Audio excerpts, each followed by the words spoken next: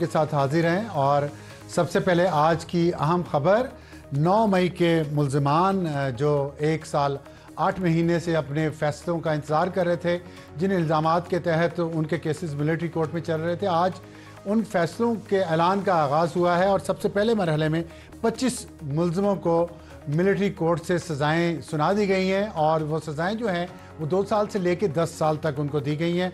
और ये इस तरह मुमकिन हुआ है कि 13 दिसंबर 2024 को सुप्रीम कोर्ट के आइनी बेंच ने फौजी अदालतों को सिर्फ 9 मई के 85 मुल्ज़मान की सज़ाओं का फैसला करने की इजाज़त दी थी। पहले सुप्रीम कोर्ट के फैसले के मुताबिक उनको मिलिट्री कोर्ट्स को सज़ाओं का फैसला करने की इजाज़त नहीं थी, लेकिन बाद में फिर एक अपील की हुकूमत ने और 6 मेंबर बेंच ने 13 दिसंबर को यह इजाज़त दी, जिसके बाद एक हफ्ते के अंदर अंदर ये फैसले आ गए हैं। लेकिन अभी 60 मुल्ज़मान और उनके केसेस चल रहे हैं अभी मिलिट्री कोर्ट्स में। उनकी सज़ाएँ कब अनाउंस होती हैं इसका अभी हमें इंतज़ार है। और साथ ये भी सुप्रीम कोर्ट ने कहा था कि जिन पे इल्ज़ाम साबित नहीं हुए उन्हें रिहा कर दिया जाए। उनकी रिहाई हुई है या नहीं, इनमें से कितने बेगुनाह हैं। 85 में से 25 का तो अनाउंस हो गया, लेकिन एक अहम बात जो हम आपको बताना चाहते हैं वो ये है कि फिर वही बात, सियासी लीडर जितने भी हैं पीटीआई के या जो 9 मई के वाक़यात में इन्वॉल्व थे, उनमें से किसी को सज़ा नहीं हुई अभी तक। और सिर्फ वर्कर्स, सियासी जमात के वर्कर्स पीटीआई के, उनको सज़ा हुई है 2 साल से लेके 10 साल तक। सोचें पाकिस्तान की तमाम सियासी जमातों के वर्कर्स कि वो क्यों इस पुरतशद्दुद उस तरह के मुजाहिरों में शिरकत करते हैं जहाँ पे उनको सज़ाएँ फ़ौरन हो जाती हैं, लेकिन लीडरान को अभी तक नहीं हुई, क्योंकि लीडरान की सज़ाएँ रखी जा रही हैं। किस मकसद के लिए हम प्रोग्राम में आगे बात करेंगे, लेकिन अभी हम आपसे सिर्फ अहम खबर शेयर कर रहे हैं। और उसमें एक अहम बात यह है कि ISPR ने भी ये कहा है कि मुकम्मल इंसाफ तब होगा जब 9 मई के मास्टर माइंड्स को सज़ा होगी। और ख्वाजा आसिफ जो वज़ीर दिफा हैं, उन्होंने भी यही कहा है कि असल जो मास्टर माइंड हैं उनको सज़ा होगी तो तभी बात बनेगी। ये दोनों किन से पूछ रहे हैं ये बात, ये मेरा सवाल था। खुद भी सोचें ये दोनों कि किससे पूछी जा रही है ये बात कि मास्टर माइंड्स को सज़ा होगी तो इंसाफ होगा। वो कब होगी, कौन देगा, मेरा नहीं ख्याल। तो अब हम बढ़ते हैं अपने आज के प्रोग्राम की तरफ और हमारी आज की टॉप स्टोरी है, सज़ाएँ भी हो रही हैं, डील भी हो रही है, प्रोपेगेंडा भी साथ साथ चल रहा है। और कल यानी कि इतवार से सिविल नाफरमानी का आगाज़ हो रहा है। पहला मरहला ये है कि जो बैरून मुल्क पाकिस्तानी हैं, बैरून मुल्क पाकिस्तानी, उनको ये कहा गया है कि वो अपना पैसा पाकिस्तान कानूनी तरीके से भिजवाना बंद कर दें और हुंडी हवाले के ज़रिए भिजवाएँ। अब इस पर हम बात करेंगे अली मोहम्मद ख़ान साहब से, जो MNA हैं, पाकिस्तान तहरीक इंसाफ से उनका ताल्लुक़ है। और ये जो सज़ाएँ भी हो रही हैं, साथ डील की बात भी चल रही है, कमेटी भी बन जाएगी 1-2 दिन में। हुकूमत की तरफ से PTI कमेटी बना चुकी है, लेकिन जो पाकिस्तान से बाहर बैठे हुए हैं, जो डिजिटल टारगेट किलिंग करते हैं लोगों की, यहाँ पे प्रोपेगेंडा मशीनरी चला रहे हैं, जिस पे खान साहब ने आज कह दिया वाज़े तौर पे कि जो बाहर बैठे लोग हैं, जो मेरा ट्विटर हैंडल है वो बाहर बैठे लोग ही चलाएंगे। तो इससे साफ जाहिर है कि क्या हो रहा है। और दूसरा हमारा हॉट इशू आज का होगा हुकूमत और PTI की डील, लेन देन क्या होगा, हुकूमत को क्या मिलेगा, हुकूमत क्या दे सकती है, PTI को क्या मिलेगा और PTI जवाब में क्या दे सकती है। बैरिस्टर दानियल चौधरी साहब से हम बात करेंगे।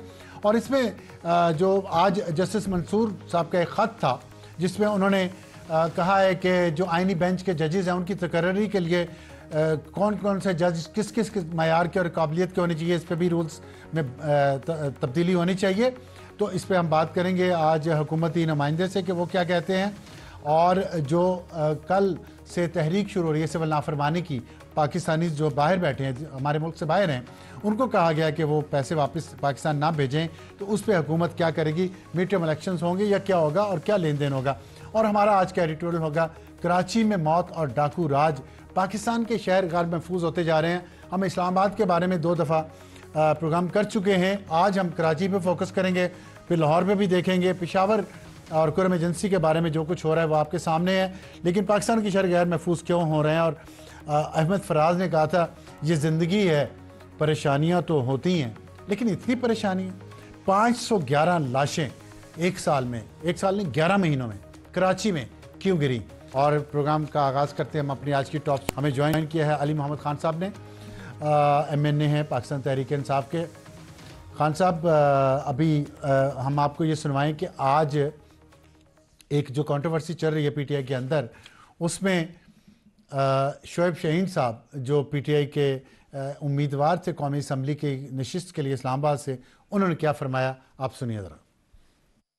खान साहब ने ये भी बताया कि उनका जो ट्विटर अकाउंट वो बाहर इसलिए है कि यहाँ जो भी ट्वीट करेगा उनकी बिहाफ पे उसको उठा के ले जाएंगे। उन्होंने कहा बिल्कुल उनका ट्विटर अकाउंट बाहर से ही हैंडल होगा और इसमें कोई जो बातें ये कर रहे हैं हम उनको नहीं मानते। फवाद चौधरी जो अपने आप को इमरान खान का नाम इस्तेमाल करके ये कहता फिर रहा है कि मैं बड़ा उनके साथ हमदर्द हूँ या पीटीआई के साथ हूँ, उनका हमसे कोई ताल्लुक नहीं है। जो भगोड़े उस वक्त छोड़ गए थे उनसे ला ताल्लुकी करने का खान साहब ने हुक्म दिया।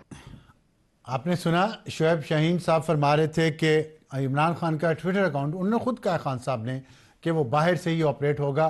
तो अब वो जो एक कन्फ्यूजन थी पीटीआई की लोकल लीडरशिप जो यहाँ पे क्रिएट करने की कोशिश कर रही थी कि जो ट्विटर हैंडल है खान साहब का वो बाहर से चल रहा है और उस पर खान साहब का ज़्यादा कंट्रोल नहीं है, उन तक सही इन्फॉर्मेशन नहीं पहुंचती, वो अपनी मर्ज़ी से अल्फाज उसमें डाल देते हैं जिसका खान साहब को पता नहीं चलता। लेकिन आज खान साहब ने उसकी ओनरशिप ली है, उसमें जो कुछ कहा जा रहा है वो खान साहब के अल्फाज, खान साहब के ख्यालात हैं। और साथ उन्होंने ये कहा है कि फवाद चौधरी का नाम लेके, फवाद चौधरी जो साबिक वज़ीर इत्तलाआत भी हैं और पीटीआई के लीडर भी थे, लेकिन फिर उन्होंने पीटीआई छोड़ दी और फिर अभी भी वो खान साहब की डील करवाने के लिए कोशिश भी कर रहे हैं। और अभी पिछले हफ्ते 2 दफ़ा खान साहब से उनकी मुलाकात हुई है, लेकिन उनके बारे में शोएब शाहीन साहब ने कहा कि खान साहब ने कहा इसकी बातों पर एतबार ना किया जाए। इसके जवाब में फवाद चौधरी साहब खामोश नहीं रहे, वो खामोश रहते भी नहीं हैं।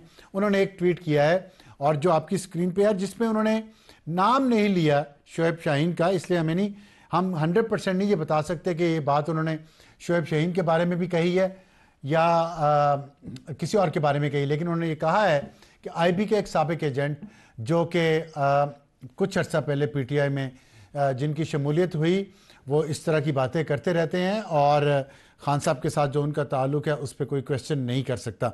और साथ जो भी मैंने आपको बताया कि कल से ओवरसीज़ पाकिस्तानीज़ को ये कह दिया गया है कि वो